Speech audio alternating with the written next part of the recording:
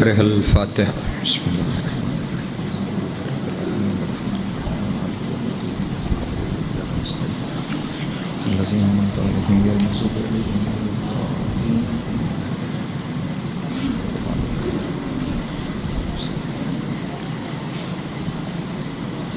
دعا ہے خداوند عالم صدقہ محمد والے محمد کا آپ تمام حضرات کا یہاں آنا بنیان مجلس کا اس صف اعضاء کو بچھانا اپنی بارگاہ میں منظور و مقبول فرمائے۔ آپ جتنے حضرات یہاں پہ تشریف فرما ہیں، جتنی حاجتیں لے کر آئے ہیں، مولا آپ کی حاجتیں پوری فرمائے۔ جو پریشان حال ہیں مولا پریشانیاں دور فرمائے۔ جو مقروض ہیں ان کے قرض غیب سے ادا ہو جائیں۔ جو بے روزگار ہیں مولا عزت والا روزگار عطا فرمائے۔ جو باروزگار ہیں مولا رزق میں برکت عطا فرمائے۔ جو حج و زیارات کے مشتاق ہیں مولا حج و زیارات نصیب فرمائے۔ جو بے اولاد ہیں مولا اولاد نرینہ عطا فرمائے۔ جو با اولاد ہیں ان کی اولاد کو نیک پاک اور صالح بننے کی توفیق عطا فرمائے۔ جو بیمار ہیں مولا شفائے کاملہ وعاجلہ نصیب فرمائے۔ مرحومین آپ کے بانیان مجلس کے اور وہ جن کا کوئی دعا کرنے والا نہیں رہ گیا، مولا سب کی قبر اور محشر کی منازل آسان فرمائے۔ شفاعت محمد والے محمد نصیب ہو، امام حسین علیہ السلام کی جنتوں میں اعلیٰ مقام عطا ہو۔ لاکھوں دعاؤں کی ایک ہی دعا، وارث زمانہ کا ظہور جلد ہو جائے، ہم مولا کے نوکروں چاکروں میں شمار ہوں، امام کی قربت نصیب ہو، دوری نصیب نہ ہو، خاتمہ بالخیر ہو عقائد حقہ کے ساتھ۔ اللہم کن لولیک الحجت ابن الحسن صلواتک علیہ وعلی آبائہ فی ہذہ الساعۃ وفی کل ساعۃ من ساعات اللیل والنہار ولیًا وحافظا وقائدا وناصرا ودلیلا وعینا حتی تسکنہ ورزقہ وتمتعہ فیہا طویلا۔ اللہم صلی علی محمد وعلی محمد وعجل فرجہم وسہل مخرجہم واحلق عدوہم من الجن والانس من الاولین والآخرین یا کاشف الکرب عن وجہ الحسین علیہ السلام اکشف کربی و کرب المومنین بحق اخیک الحسین علیہ السلام۔ ایسی صلوات پڑھیں کہ تمام دعائیں مستجاب ہوں۔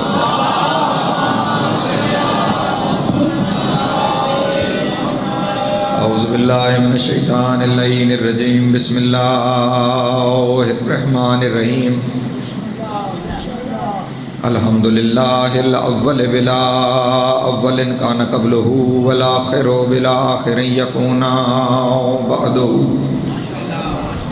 قصرت عن رؤیتہ ابصار الناظرین وعجزت عن نعتہ اوہام الواصفین، وصلی اللہ علی اشرف الانبیاء والمرسلین وخاتم النبیین ابی القاسم محمد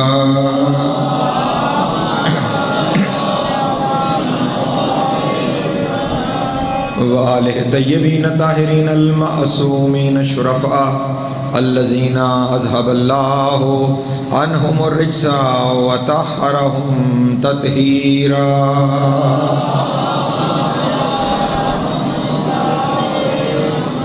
واللعنۃ الدائمۃ علی اعدائہم اجمعین من یوم عداوتہم الی قیام یوم الدین۔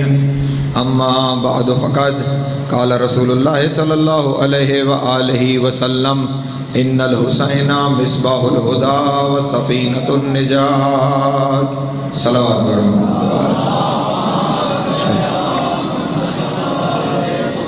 ایسے نہیں، کافی تعداد میں آپ تشریف فرما ہیں، مل کے بآواز بلند صلوات پڑھیں۔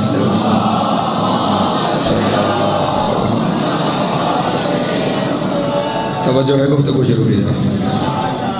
مجلس اعضاء بسلسلہ استقبال محرم منعقد کی جا رہی ہے، کیونکہ جو ایام آنے والے ہیں ان ایام کا خصوصیت سے تعلق ہے میرے آقا اور مولا حسین کے ساتھ۔ ویسے تو ہر دن اور ہر زمانہ ہی حسین کا ہے، توجہ فرمائیں گے؟ ہاں، ہر دن ہر زمانہ ہر وقت ہر لمحہ حسین کا ہے، لیکن یہ جو ایام آ رہے ہیں ان ایام میں خصوصیت کے ساتھ پیغام حسین ابن علی دنیا میں پہنچایا جائے گا۔ میں چاہتا یہ ہوں کہ استقبال محرم کی مجلس میں آج جتنا اس فقیر کے لیے ممکن ہے اتنا اپنے مولا کا تعارف آپ کے سامنے بیان کروں۔ گو کہ باقر نقوی اس کا تعارف کیا بیان کرے گا کہ جسے اپنے شانوں پہ بٹھا کے محمد نے اس کا تعارف بیان کیا۔ سلامت رہیں، مولا آپ کو عزت عطا فرمائے۔ جناب سید آپ کو سلامت رکھے، جو میرے ساتھ شامل ہیں، جسے خاتم النبیین نے، سید الانبیاء نے اپنے مہر نبوت پر بٹھا کے زمانے والوں کو کہا ہو کہ زمانے والوں پہچانو یہ میرا حسین ہے۔ توجہ ہے میرے محترم دوست، پہچانو یہ میرا حسین ہے۔ اور یہ کہنے کے بعد جو رسول اللہ نے لفظ ارشاد فرمائے، بس وہی میرا آج کا موضوع گفتگو ہے۔ رسول نے ارشاد فرمایا، سنو ان الحسین مصباح الہدا، او میرے ماننے والو اسے پہچانو، میرا حسین ہدایت کا چراغ۔ اللہ اکبر، سلامت رہے، مولا آپ کو عزت عطا فرمائے۔ جتنوں تک میری آواز پہنچ رہی ہے، آپ میرے ساتھ شامل ہوئے، میں آپ کے لیے دعا گو ہوں، لیکن یہاں پر ایک توجہ چاہوں گا آپ کی، جس کی تشریح میں مجھے کچھ جملے آپ کے سامنے ہدیہ کرنے ہیں۔ ایمان والو پہچانو میرا حسین ہدایت کا چراغ ہے۔ سوال میرا یہاں پر یہ ہے، یہ چراغ کس کام کے لیے استعمال ہوتا ہے؟ کیا جی، چراغ کس کام کے لیے ہے؟ روشنی کے لیے۔ تو اگر میرے مولا حسین کو رسول اللہ نے تشبیہ دینی تھی کسی روشن چیز کی جانب کہ جس کے ذریعے روشنی پھیلتی ہو، تو پھر چاہیے تھا کہ رسول ارشاد فرماتے ان الحسین شمس الہدا، کہ میرا حسین ہدایت کا آفتاب ہے۔ توجہ توجہ توجہ توجہ، پڑھے لکھے یا سلامت رہے، مولا آپ کو عزت عطا فرمائے۔ پھر یہ چاہیے تھا کہ رسول فرماتے ان الحسین شمس الہدا، میرا حسین ہدایت کا آفتاب ہے، سورج ہے، شمس ہے۔ لیکن عجب ہے کہ سورج نہیں فرمایا۔ اچھا چلیں، کیونکہ شمس نبوت خود ہے اس لیے حسین کو سورج نہیں کہا، تو یہ فرما دیتے ان الحسین قمر الہدا، میرا حسین ہدایت کا مہتاب ہے، ہدایت کا چاند ہے۔ لیکن عجب یہ ہے کہ نہ سورج فرمایا نہ چاند فرمایا، بلکہ فرمایا میرا حسین ہدایت کا چراغ ہے۔ جو روشنی کے دو بڑے استعارے تھے، سورج اور چاند، ان کی جانب تشبیہ نہیں دی، تشبیہ اس کی جانب دی کہ جو بظاہر چھوٹا ہے، جو ان دونوں میں بظاہر نظر آنے میں بہت چھوٹا ہے، اس کی جانب حسین کو تشبیہ دی جا رہی ہے۔ بالکل ابتدائی گفتگو ہے، اور اگر یہاں آپ ساتھ شامل نہ ہو سکے تو میرا اگلا سفر مشکل ہو جائے گا۔ سورج بڑا تھا، اس جانب تشبیہ نہیں دی۔ چاند خوبصورت تھا، بڑا تھا، اس جانب تشبیہ نہیں دی، بلکہ تشبیہ کس جانب دی؟ چراغ کی جانب، کہ میرا حسین ہدایت کا چراغ ہے۔ یا رسول اللہ وجہ کیا ہے کہ ان بڑی بڑی چیزوں کی جانب آپ تشبیہ نہیں دے رہے، بلکہ ایک چراغ کی جانب حسین کو تشبیہ دے رہے ہیں؟ وجہ کیا ہے؟ بعید نہیں کہ رسول کی آواز آئے گی کہ کبھی کبھی ایسا ہوتا ہے کہ انسان کسی ایسی اندھیری کوٹھڑی میں بند ہو جاتا ہے جہاں نہ سورج کی کرنیں پہنچتی ہیں، جہاں نہ چاند کی روشنی پہنچتی ہے۔ وہاں اگر روشنی کی ضرورت ہو تو چراغ جلایا جاتا ہے۔ اللہ اکبر، اللہ اکبر، شاباش شاباش، مولا آپ کو سلامت رکھے۔ جی ہاں، مجھے یہی امید تھی بھلوال کے مجمع سے کہ جو ان لمحوں پہ میرے ساتھ شامل ہو جائیں گے، کبھی ایسا ہوتا ہے کہ انسان کسی ایسی کوٹھڑی میں بند ہو جاتا ہے جہاں آفتاب کی روشنی بھی نہیں پہنچتی، جہاں چاند کی کرنیں بھی نہیں پہنچتی، وہاں پھر روشنی کی ضرورت ہو تو چراغ جلایا جاتا ہے۔ توجہ فرمائے گا، وہاں اگر پھر روشنی کی ضرورت ہو تو وہاں کیا کیا جاتا ہے؟ چراغ، جہاں سورج کی روشنی نہ پہنچے، جہاں چاند کی روشنی نہ پہنچے، وہاں اگر روشنی کی ضرورت ہو تو چراغ جلایا جاتا ہے۔ رسول یہی دنیا کو بتانا چاہتے ہیں کہ جب انسانیت یزیدیت کی اندھیری کوٹھڑی میں بند ہو جائے اور وہاں نہ شمس نبوت کی روشنی پہنچ رہی ہو، نہ قمر امامت کی لو پہنچ رہی ہو، اور وہاں اگر دنیا کو ہدایت چاہیے تو صرف اتنا دیکھنا حسین کہاں ہے۔ اللہ اکبر، اللہ اکبر، سلامت رہیں جن کے ہاتھ اٹھے، مولا آپ کو عزت عطا فرمائے۔ جہاں نہ سورج کام دے رہا ہو نہ چاند کام دے رہا ہو، وہاں پھر چراغ کام آتا ہے، اور جہاں انکار رسالت اور امامت ہو جائے وہاں پھر حسینیت سامنے آتی ہے، وہاں پھر حسین کام آتا ہے۔ چلیں ایک اور اگلا جملہ کہوں، رسول کا کلام ہے نا، پھر کلاموں کا رسول ہے۔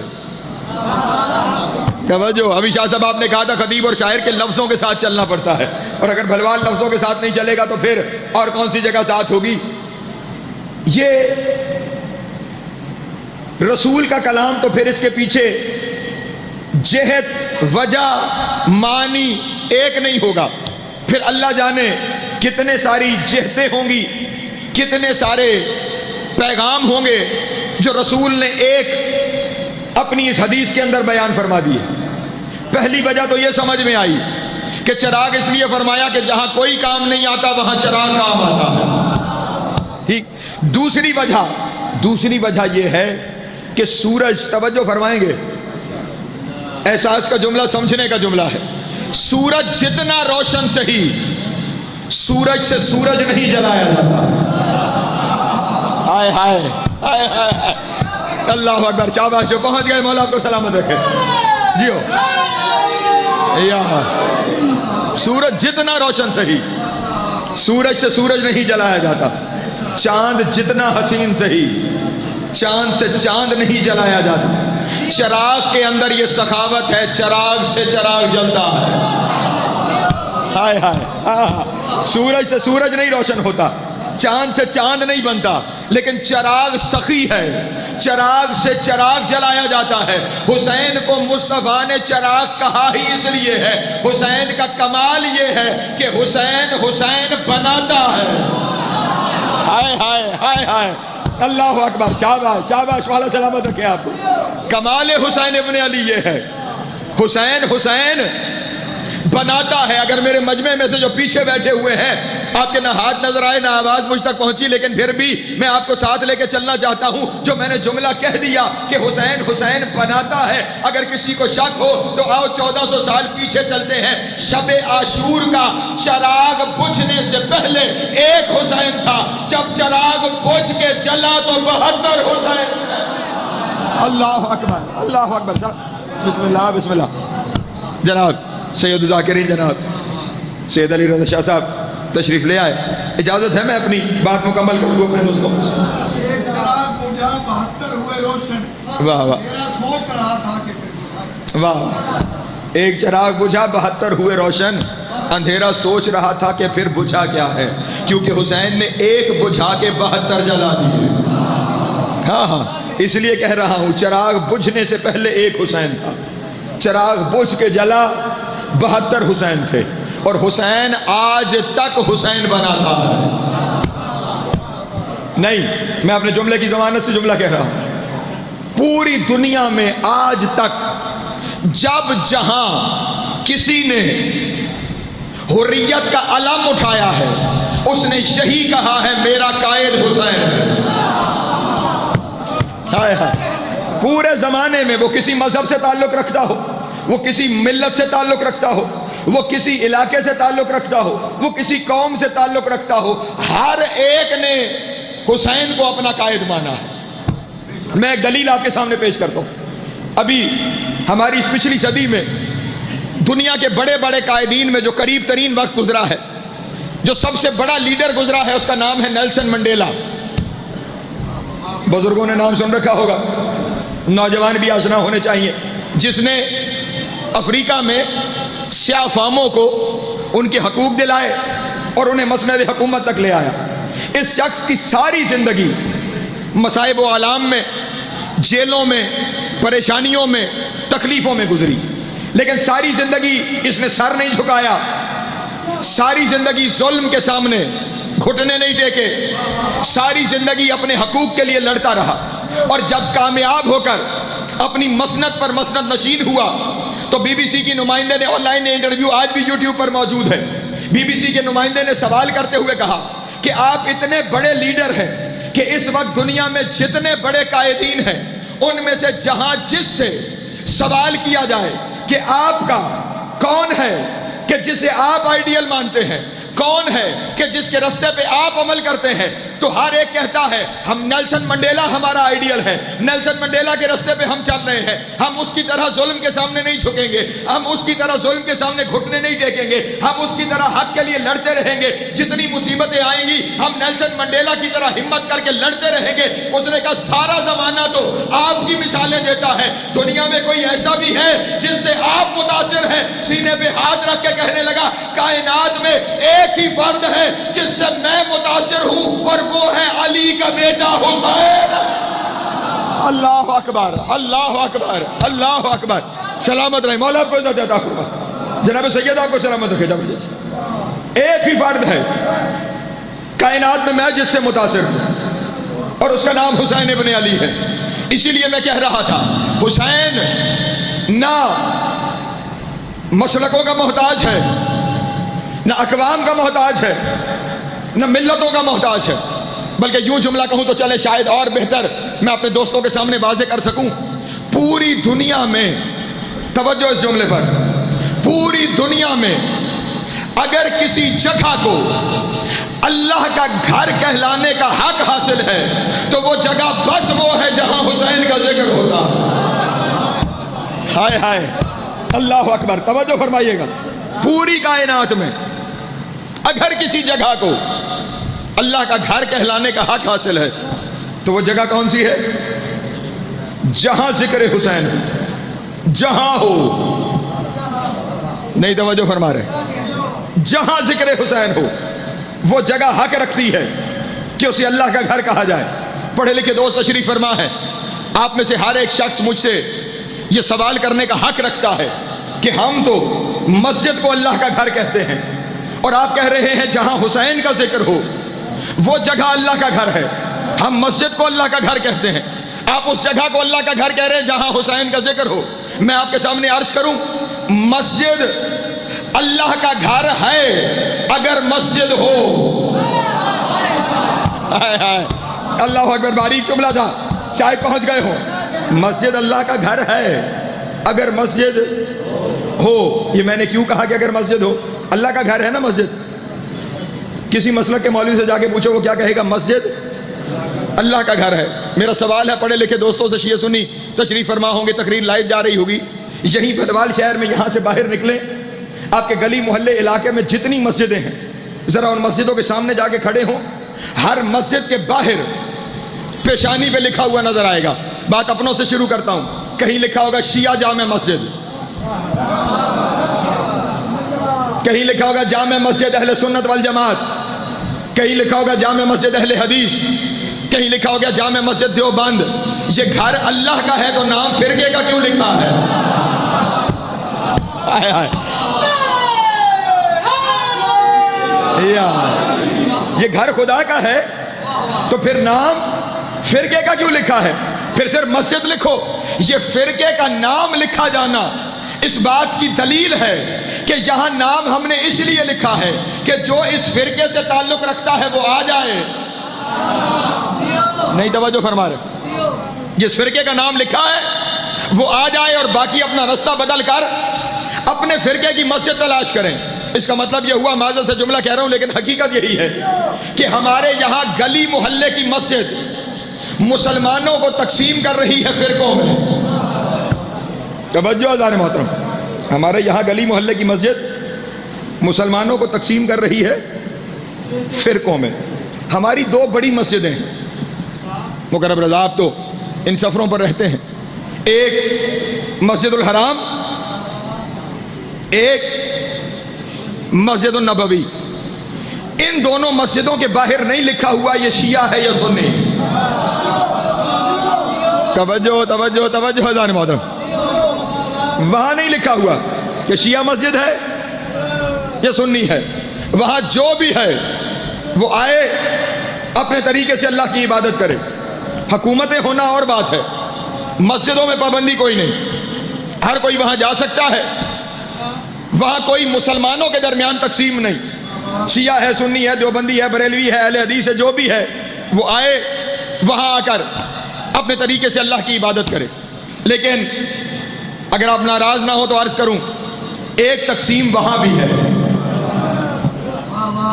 اگر جاگ رہے ہو، ایک تقسیم وہاں بھی ہے. جو گئے ہیں وہ میری بات کی گواہی دیں گے، جو نہیں گئے مولا آپ کو لے جائے. اور جب آپ اس منظر کو دیکھیں تو وہاں اس فقیر کے لیے دعا کر لیجئے گا.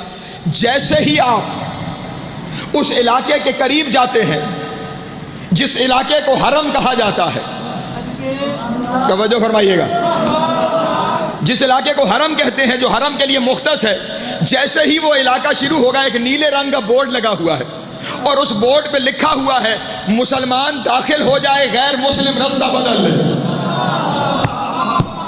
توجہ توجہ توجہ اذان محترم، مسلمان داخل ہو جائے، غیر مسلم اپنا رستہ بدل لے. یعنی مسلمانوں کو داخل ہونے کی اجازت ہے، غیر مسلم کو داخل ہونے کی اجازت.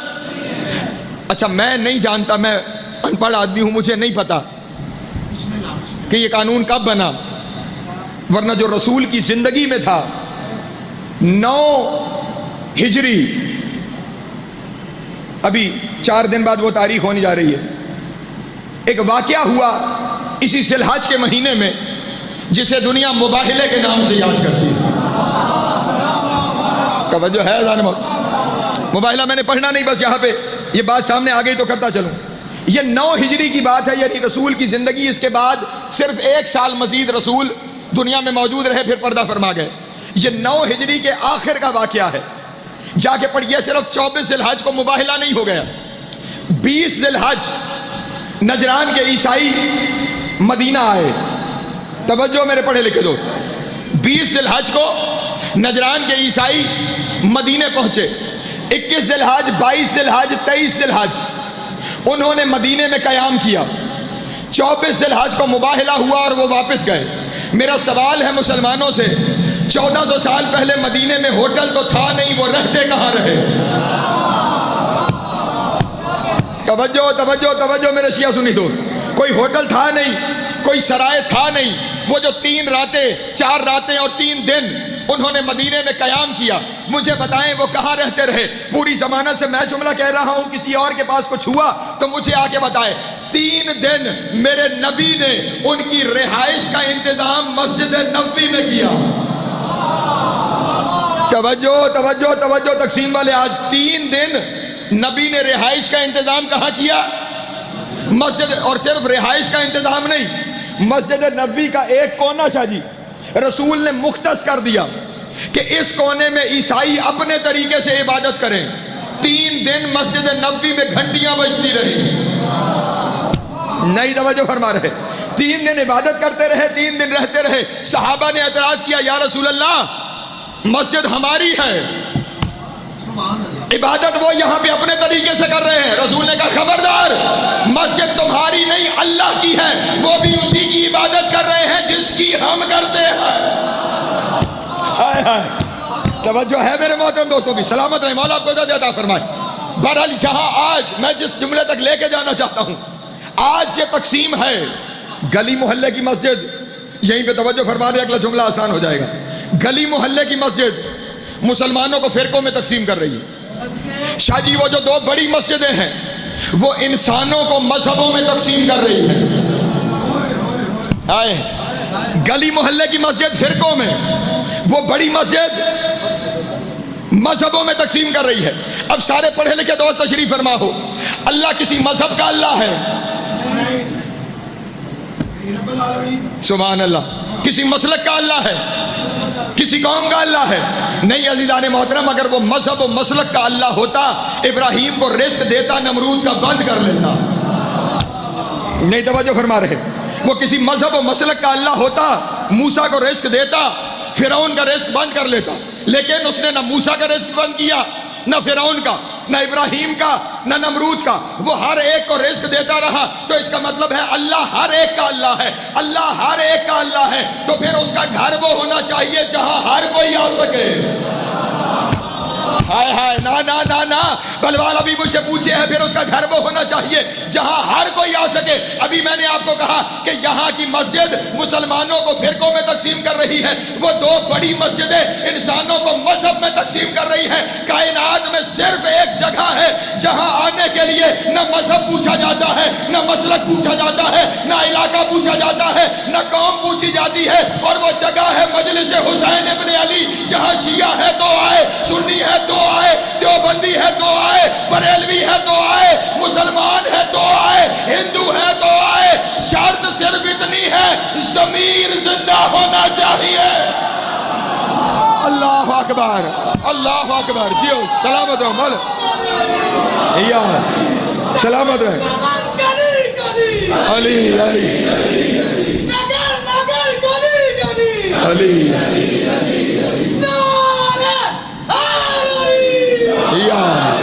سلامت رہے، مولا آپ کو عزت عطا فرما۔ جو شامل ہو گئے ان منزلوں پہ میرے ساتھ، یہاں آنے کے لیے کوئی پابندی نہیں ہے۔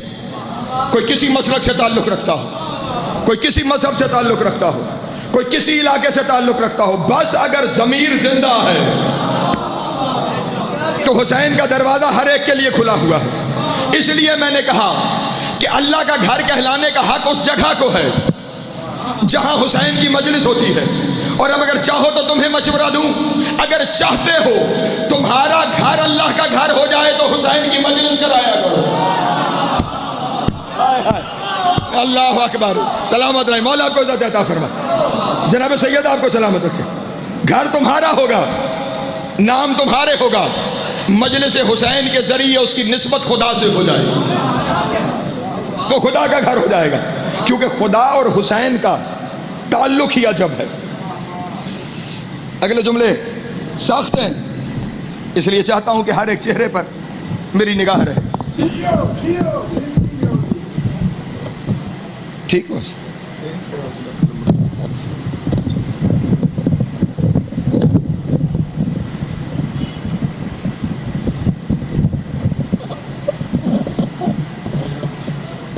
خدا اور حسین کا تعلق ہی بڑا عجیب ہے۔ یہ گھر سے بات آ گئی تو میں دوستوں کے سامنے کرتا چلوں۔ آپ اور میں یہ جہاں حج اور عمرہ کرنے جاتے ہیں، یہ جو گھر ہے جس پہ کالا غلاف ہے، اس گھر کو ہم سب کیا کہتے ہیں؟ بیت اللہ۔ سلامت رہے۔ یہ کیا ہے؟ بیت اللہ، اللہ کا گھر۔ چلو جملہ روٹین میں نہیں تھا، میں آ گیا، میں کہتا چلوں، ہم وہاں اسے اللہ کا گھر کہتے ہیں۔ توجہ ہے؟ اور یہاں میں نے آپ کے سامنے کہا جہاں مجلس حسین ہے وہ اللہ کا گھر ہے۔ تو اگر تم چاہتے ہو نا تمہارا گھر کعبے جیسا ہو جائے تو حسین کی مجلس کرایا کرو۔ ہاں چلیں، نہیں کچھ لوگ میں نے دیکھا پریشان ہو گئے، جملہ بڑا تھا، سخت تھا، پریشان ہونے کے حق بنتا ہے کہ یہ کیسے کسی گھر کو اللہ کے گھر کے برابر کہہ رہے ہیں۔ میں اگلا جملہ کہہ دوں، نبی کی حدیث ہے، نہ ہو تو میں زبان کٹانے کے لیے تیار ہوں۔ گھر تو تمہارا گھر رہ گیا، نبی کا فرمان ہے مومن کا دل کعبے سے افضل ہے۔ توجہ ہے؟ ہاں حدیث رسول ہے، کتابوں کا انبار لگا سکتا ہوں۔ نبی نے فرمایا مومن کا دل کعبے سے افضل ہے۔ چلو اگر دلیل مانگتے ہو تو جملہ کہہ دیتا ہوں تمہارے سامنے، مومن کا دل کعبے سے، جانتے ہو کعبے کی فضیلت کیا ہے؟ کعبہ تو بت کدا تھا، نہیں توجہ فرما رہے، کعبہ تو صنم کدا تھا، کعبے میں تو سارے بت رہتے تھے۔ کعبہ محترم ہوا ہے علی کے آنے سے۔ ہائے ہائے، توجہ توجہ توجہ، جتنے دوست بیٹھے، کعبہ محترم ہوا ہے میرے علی کے آنے سے۔ رسول نے مومن کے دل کو کعبے سے زیادہ عزت دار اس لیے کہا ہے کہ کعبے میں علی صرف 3 دن رہا ہے، مومن کے دل میں ساری زندگی علی رہتا ہے۔ اللہ اکبر، شاباش شاباش، سلامت رہے، مولا آپ کو عزت عطا فرمائے۔ یہاں تو ساری زندگی جابر شاہ جی علی کا قیام ہے، اس لیے مومن کے دل کو کعبے سے افضل کہا گیا۔ لیکن میں جو بات کرنے جا رہا ہوں کہ حسین کا اور اللہ کا تعلق ہی عجیب ہے۔ وہ کعبہ اللہ کا گھر ہے، کوئی شک نہیں، بیت اللہ ہے، لیکن میں پوری ضمانت سے جملہ کہہ رہا ہوں، یا بلوال کے ممبر سے لے کے دنیا کے ہر ممبر تک اس فقیر کی ضمانت ہے، کوئی شخص کسی پھٹی ہوئی کتاب میں نہیں دکھا سکتا کہ جہاں کوئی آیت موجود ہو یا حدیث موجود ہو کہ جس میں یہ کہا گیا ہو کہ جس نے کعبے کو دیکھ لیا اس نے اللہ کی زیارت کر لی۔ نہیں نہیں نا نا نا نا نا نا نا نا نا، سارا زمانہ پیچھے رہ جاتا، لیکن جو ظاہر ہیں انہیں پیچھے نہیں رہنا چاہیے تھا۔ ان کے لیے جملہ، کسی پھٹی ہوئی کتاب میں کوئی نہیں دکھا سکتا کہ کہیں لکھا ہوا ہو جس نے کعبے کی زیارت کر لی اس نے اللہ کی زیارت کر لی۔ لیکن جتنی کتابیں چاہو زبان معصوم سے، وہی ترجمان سے، میں یہ حدیث دکھانے کے لیے تیار ہوں۔ میرے مولا نے ارشاد فرمایا، من زارا قبر الحسین فی الکربلا فقد زار اللہ علی عرشہ، جس نے کربلا میں قبر حسین کی زیارت کی بس ایسے ہے جیسے اس نے عرش پہ اللہ کی زیارت کیا۔ اللہ اکبر، اللہ اکبر، اللہ، جیو جیو، سلامت رہے، مولا کو عزت عطا فرما۔ کیا فرمایا؟ من زارا قبر الحسین فی الکربلا فقد زار اللہ علی عرشہ. جملہ میں نے بعد میں کہنا تھا لیکن عطف آپ نے لیا تو جملہ یہاں پہ کہہ دوں. مکرم رضا سوچنے کی بات ہے بابا علی رضا شاہ جی. معصوم نے فرمایا جس نے قبر حسین کی زیارت کی اس نے عرش پہ اللہ کی زیارت کی. میں آرام سے کہہ کے جملہ گزر رہا ہوں, گھر جا کے سوچنا کہ فقیر نے کہا کیا ہے. جس نے قبر کی زیارت کی اس نے تو اللہ کی زیارت کر لی, جس نے خود حسین کی زیارت کر لی. اللہ اکبر. جس نے خود حسین کو دیکھ لیا پھر اس کی منزل کیا ہوگی, پھر اس کا مطلب کیا ہوگا. اسی لیے تو شب عاشور جنہوں نے بجھے ہوئے چراغ میں حسین کو دیکھا تھا, ہائے ہائے توجہ ہے, انہوں نے پھر چراغ جلنے کے بعد کہا تھا, کچھ دیکھ لیا تھا کہ مولا اب 70 دفعہ بھی سر قلم ہو جائے ہمارا سر پھر یہیں پہ جھکا رہے گا. یہ جملہ میرے اپنے لطف کے لیے تھا اس لیے کہہ دیا, لیکن جو جملہ آپ کے لیے کہنا چاہتا ہوں وہ جملہ سنیے. اور میں نے سمیٹا اپنے بیان کو. پڑھے لکھے دوست تشریف فرما ہے, ہر ایک سے اپنے بڑی داد دعا دی, میں راضی میرا مولا راضی. اس جملے پہ بس توجہ کر لیجیے گا. جملہ کیا ہے؟ جس نے قبر حسین کی زیارت کی, سفیر شاہ جی, جس نے بہو جی قبر حسین کی زیارت کی, حدیث یہ نہیں کہ اس نے اللہ کی زیارت کی, حدیث یہ ہے اس نے عرش پہ اللہ کی زیارت کی. ہائے ہائے توجہ, معصوم کے لفظ ہیں اور معصوم لفظ بلا وجہ صرف نہیں کرتے.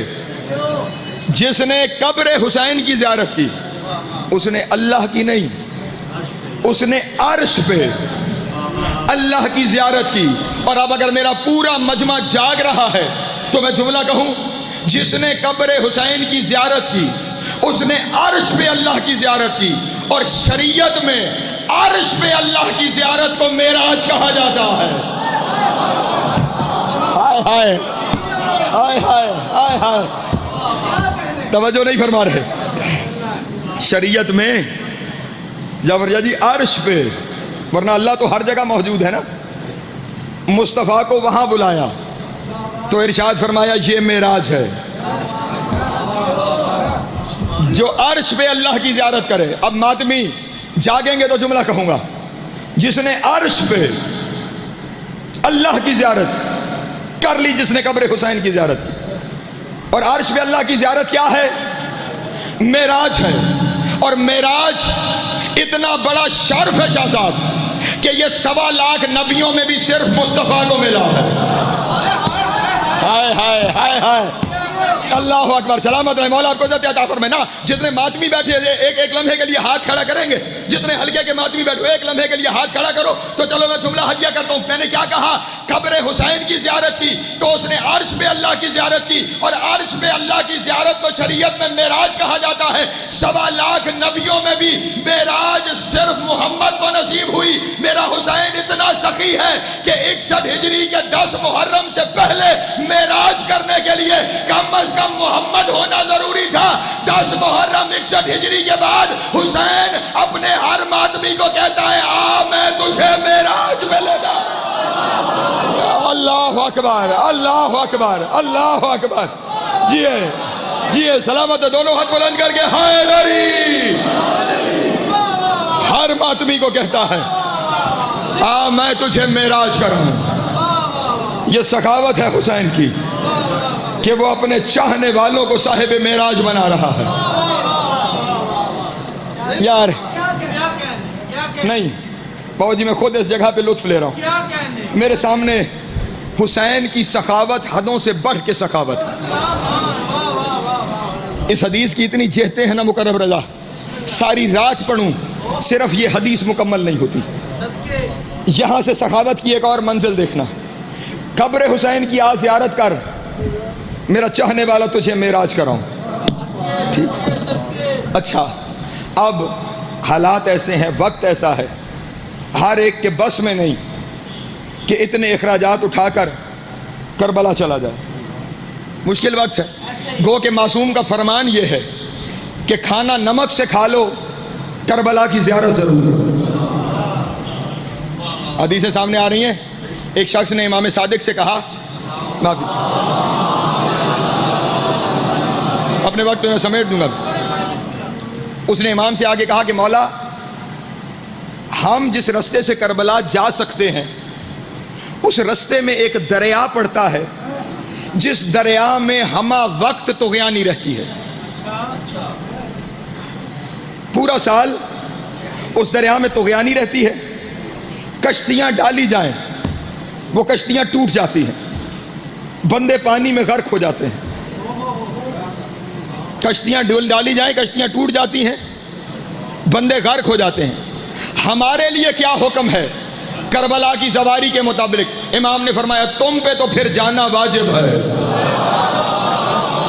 ہائے ہائے ہائے ہائے، اللہ اکبر، توجہ توجہ توجہ توجہ اذان محترم۔ وہ کہہ رہے ہیں کشتی ٹوٹ جاتی ہے، بندے دریا میں غرق ہو جاتے ہیں، ہمارے لیے کیا؟ امام نے فرمایا تم پہ تو جانا واجب ہے۔ اس نے کہا مولا اگر کشتی ٹوٹ گئی، رُدَّ مَا انْقَفَتْ بِنَا سَفِینَہ، مولا اگر کشتی ٹوٹ گئی تو ہمارا کیا بنے گا؟ امام کے چہرے پہ جلال آیا۔ امام نے فرمایا انْقَفَتْ فِی الْجَنَّہ، وہ جو الٹے گی دریا میں تھوڑی الٹے گی، وہ تو جنت میں الٹ جائے گی۔ ہائے ہائے ہائے، اللہ اکبر اللہ اکبر، سلامت رہے، مولا آپ کو عزت عطا فرمائے۔ وہ دریا میں تھوڑی الٹے گی، وہ تو جنت میں الٹ جائے گی۔ یعنی کربلا وہ جگہ ہے جس کی زیارت کر لی جائے بندہ بغیر حساب کے جنت جاتا ہے۔ ہائے ہائے، نہ اس رستے پہ لے آئے ہو تو پھر سن لو دو لفظ اور بھی، مذاہب بابا جی پڑھیں گے، ان کے حوالے کروں گا یہیں پہ، استقبال محرم ہے نا، تو دو لفظ اور سنتے چلو۔ کشتی جنت میں الٹے گی، اور جو وہاں پہنچ جاتا ہے نا شخص کربلا معلیٰ، وہ حسین کا حق پہچانتے ہوئے حسین کی زیارت کر لیتا ہے۔ ضمانت سے میں جملہ کہہ رہا ہوں، میرے مولا کا فرمان ہے جو شخص قبر حسین کی زیارت حسین کا حق پہچانتے ہوئے کر لیتا ہے، خدا بند عالم اسے محشر کے میدان میں حق دیتا ہے کہ وہ 80,000 گناہگاروں کی شفاعت کرے۔ ہائے ہائے ہائے، اللہ اکبر اللہ اکبر، توجہ ہے میرے محترم دوستوں کی۔ جو شخص کربلا میں پہچانتے ہوئے حسین کا حق زیارت کرے، اللہ اسے 80,000 بندوں کی شفاعت کا، اور اگلا جملہ کہوں اگر سمجھ پاؤ تو، عام بندوں کا نہیں، معصوم نے فرمایا زائر حسین کو اس بندے کی شفاعت کا حق حاصل ہے جس کے لیے جہنم لکھا جا چکا ہے۔ ہائے ہائے ہائے ہائے، زائر حسین کو اس کی شفاعت کا حق حاصل ہے جس کے لیے جہنم لکھا جا چکا ہے۔ دنیا والوں کو ابھی سمجھ نہیں آئی، جس کے بیٹے کا زائر جنت اور جہنم تقسیم کر رہا ہے، اس حسین کا بابا علی کیا ہوگا؟ اللہ اکبر، سلامت رہے، مولا آپ کو عزت عطا فرمائے۔ بس ایک جملہ اور سمیٹا میں نے اپنے بیان کو، یہ جو ابھی میں نے آپ کے سامنے کہا تھا، قبر کی زیارت، عرش پہ اللہ کی زیارت، اور میں نے کہا ہر بندے کی سکت نہیں کہ پہنچے، بندے کی سکت تو نہیں، حسین تو طاقتور ہے، حسین تو طاقتور ہے۔ پھر حدیث پہ غور کر لو، میں نے جملہ سمجھا دیا تو میری آج کی محنت سوارت ہو جائے گی۔ فرمان کیا ہے؟ جس نے قبر حسین کی زیارت کی، کس کی؟ قبر حسین کی۔ اور بابا جی قبر کیا ہے؟ مٹی، سفیر صاحب قبر کیا ہے؟ مٹی، یعنی حسین کے قبر کی مٹی کی زیارت معراج ہے، حسین کی سخاوت ہے، تو نہیں آ سکتا، میں اس مٹی کو سجدگاہ بنا کے تیرے گھر بھیجوں گا۔ ہائے ہائے ہائے، اللہ اکبر اللہ اکبر، تو مصلی پہ آنے کی ہمت تو کر، ہائے تو مصلی پہ آنے کی کوشش تو کر، اور نہیں چلیں یہیں پہ میں نے سمیٹ لیا اپنے بیان کو۔ آپ نے رسول کی حدیث سنی ہے نا، الصلاۃ معراج المومن، نماز مومن کی معراج ہے۔ باقی نقوی ممبر پہ کہہ رہا ہے ہر بندے کی معراج نہیں، بس اسی کی معراج ہے جس کے مصلی پہ سجدگاہ ہے۔ اللہ اکبر اللہ اکبر اللہ اکبر، حسین کی، اللہ اکبر، یا رسول اللہ، یا اللہ، बस इसकी ज़ियारत कर लो। ये हुसैन बख्शिशें बांटता है, मर्तबे बांटता है, रुतबे बांटता है हुसैन। वो करबला बिला वजह अर्श से बुलंद नहीं हो गई। उस करबला में हुसैन ने आफताब छुपाए हैं। उस करबला में उस हुसैन का खून गिरा है जिसका एक बाल टूट जाए माँ सारा दिन रोती थी, जिसे बतूल ने चकियां पीस के पाला था। उस हुसैन का खून बह गया उस सरजमीन करबला पर। जिन बीवियों को कभी बगैर चादर के आफताब ने नहीं देखा था, जिनके भाइयों ने कभी बहनों को बगैर चादर के नहीं देखा था, उसी करबला के बन में अली की बेटियों के सरों से नेज़ों से चादर अजरोकम अल्लाह, अजरोकम अल्लाह। मौला तेरी हाय कबूल करे, मौला तेरी हाय कबूल करे। मैंने कहा मसाइब तफसील से बाबा जी पढ़ेंगे, मैं सिर्फ अपने हिस्से की नौकरी के लिए एक लफ्ज़ बयान करने जा रहा हूँ, और लफ्ज़ वो बयान करता हूँ जो मिंबर पे अमूमन बयान नहीं होता। बस वही लफ्ज़ सुन लो। और मैंने समेटा अपने बयान को। 8 ज़िलहज जब हुसैन ने बंधे हुए अहराम तोड़े, वारिस काबा काबे को छोड़ के चलने लगा। ज़िक्र नहीं होता अमूमन इस जसादा का, मैं फ़कीर ज़मानत से ज़िक्र करने जा रहा हूँ। इमाम हसन के एक फ़र्जंद थे जिनका नाम था हुसैन असरम। तवज्जो, हुसैन असरम। ये जनाब हसन मुसन्ना से उम्र में बड़े थे।